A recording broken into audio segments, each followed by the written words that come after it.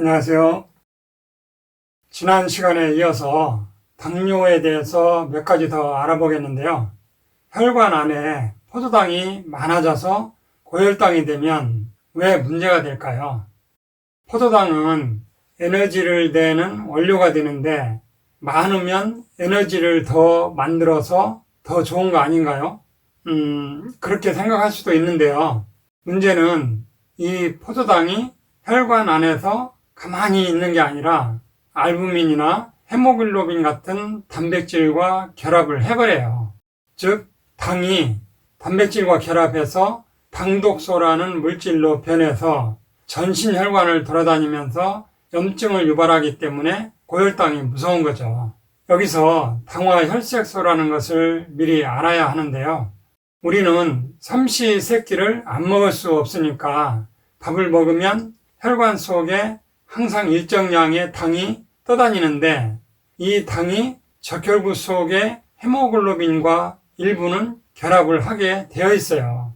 그래서 적혈구가 당과 얼마만큼 결합하고 있는가를 수치로 나타낸 것이 바로 당화혈색소인데요.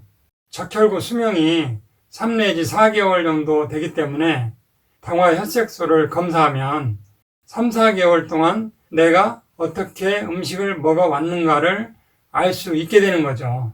그래서 건강한 정상적인 사람도 밥 3끼를 먹기 때문에 그 당이 적혈구와 결합해서 당화혈색소가 4 내지 5.7 정도는 나오게 되어 있어요. 그리고 5.7에서 6.5 사이를 당뇨 전 단계라고 하고 6.5가 넘으면 다른 조건들과 고려해서 당뇨병으로 확정하게 됩니다. 당뇨병이 무서운 게 아시다시피 여러 합병증을 유발한다는 것이죠. 당뇨병 진단 후 7, 8년 정도 지나면 신경이 망가지기 시작하고 10년 정도 지나면 눈 망막 혈관이 손상되기 시작하고요. 12년 정도 지나면 콩팥 혈관이 문제가 생기기 시작해요. 당뇨병이 있으면 가느다란 혈관부터 손상되는데요. 우리 몸에서 가장 가느다란 혈관은 신경에 혈액을 공급하는 혈관이에요. 그래서 당뇨병이 생긴 지 평균 7, 8년 정도 지나면 신경에 혈액을 공급하는 혈관이 망가지면서 신경이 손상된다는 것이죠. 말초 신경염 같은 염증이 생기면서 손발이 찌릿찌릿하고 저리고 그렇죠. 현재 병원에서 처방해주는 당뇨병 약은 혈관 속의 혈당만 임시 조절해주는 것이고 근본적으로 세포를 살리는 방법이 아니라서 당뇨병이 생긴 지 12년에서 15년 정도 지나면 미세 혈관만 망가지는 것이 아니라 심장의 관상동맥이나 뇌 혈관도 손상되어서 여러 합병증들이 나타나게 되는 것이죠. 물론 당뇨약을 먹으면서 식이관리와 운동을 꾸준히 해서 합병증을 최대한 늦추는 경우도 있지만 세포를 살리지 않으면 시간만 조금 늦출 뿐이지 결국은 합병증으로 삶의 질이 뚝 떨어지게 되어 있어요. 그러면 근본적으로 당뇨를 극복하는 방법은 어떤 것일까요? 우선 기본 원리를 다시 한번 생각해 봐야 하는데요. 건강한 사람은 밥을 먹어서 혈당이 오르기 시작하면 췌장에서 인슐린이 분비되고 이 인슐린이 세포막에 도달해서 세포막 수용체에 붙으면 포도당 관문이 열리면서 혈액 속의 포도당이 세포 안으로 쏙 들어가서 혈액 속의 혈당이 떨어지게 되어 있어요. 이 과정만 잘 되면 당뇨병이 걸릴 이유가 없어요. 세포 속으로 당이 잘 들어가면 고혈당이 될 이유가 없는 것이죠. 그런데 제2형 당뇨병이 있는 사람은요, 지난번에 당뇨병은 제1형 당뇨병, 제2형 당뇨병이 있다고 했는데 제1형 당뇨병은 2% 미만이고 기전이 약간 다르니까 오늘은 생략하고요. 제2형 당뇨병은 췌장세포에 문제가 있어서 인슐린이 조금 나오거나 인슐린이 제대로 나오더라도 세포막에 문제가 생겨서 인슐린 신호를 받아들이지 못해서 포도당 관문이 열리지를 않게 되니까 포도당이 세포 속으로 못 들어가고 혈액 속에 둥둥 떠다니면서 고혈당이 되어 당뇨병이 되는 것이죠. 그러니까 문제는 세포막이에요. 이 세포막이 아주 중요해요.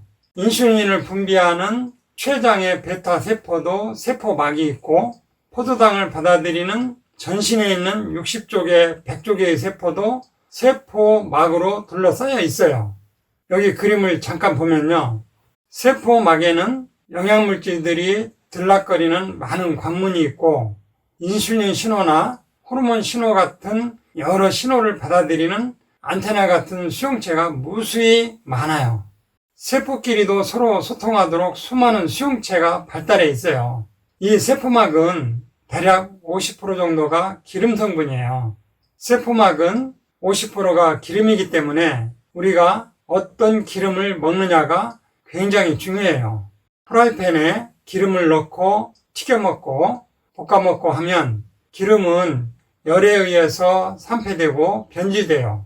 이렇게 변질되고 산패된 기름 요리를 10년, 20년 계속 먹다 보니까 세포막이 조금씩 찌든 때로 막히고 인슐린 신호를 받아들이지 못하는 세포들이 점점 늘어나고 그러다가 젊어서는 없던 당뇨병이 40대, 50대 이후에 당뇨병 전 단계를 거쳐서 어느 날 당뇨병이 생기게 되는 것이죠.